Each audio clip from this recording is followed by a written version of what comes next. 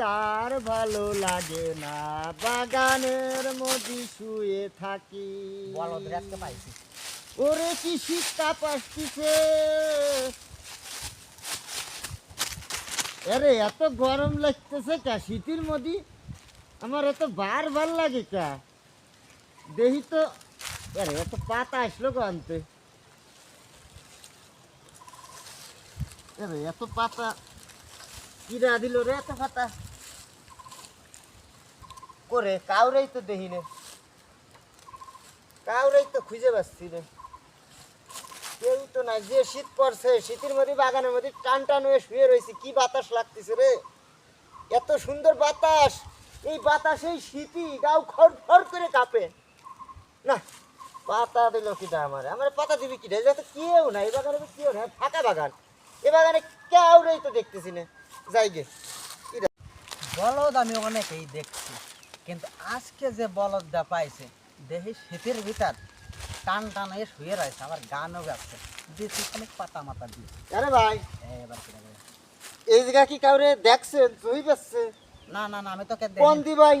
এই শীতের মধ্যে আমি এই জায়গা শুয়ে রয়েছি, এই গামছা মুড়ি দিয়ে, মানে এত শীত লাগতেছে আমার কাছে। তা বাতাস দেখে মনে করলাম যে একটু গরম পাবানে, তো এই পাতার মধ্যে আমার না খুব ঘাম এসে গেছিল শীতে। সেই ঘাম দেখে আমি মনে করলাম যে একটু শুয়ে একটু জিরে রেস্ট নেই। তা আমার কিটা জানি ভাই এক গাড়ি পাতা দিয়ে আমার মুহির পর চলে গেছে। আমি কাউরে পেলাম না এই বাগানে। বসছে এই বাগানে আমি সেদিনকে আইছিলাম, আসে দেখি 5টা চোখ, 10 কান হাত, 15 কান পাও, বিশাল বড় একটা বলদ। ভাই একটু আমি থাকবো না। বলদেরটা প্রথমে পাতা দিয়ে বোকা বানাইছে, আবার বতির ভয় দেখাইছে, পাইছি বলদ। আর কোনোদিন আসবেন না এই সব জায়গা, কারণ এই জায়গা তো অনেক কিছু আছে, আমি সব কিছু নিবানে পাইছি বলদ জায়গা। সবাই আমার সাথে নস্করা করে, আমার সাথে সবাই মজা করে, আমার ভূতির ভয় দেয়, আবার শুয়ে রয়েছে আমার সবাই পাতা দেয়। আমি একটু সাদা শীতের লোক বলে আমার সাথে সবাই কত ছলনা করে।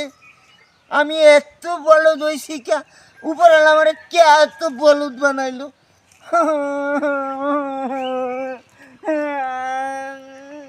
আমি তো চালাকি পারলাম না, সবাই কত চালাকি করে, আমি পারি না।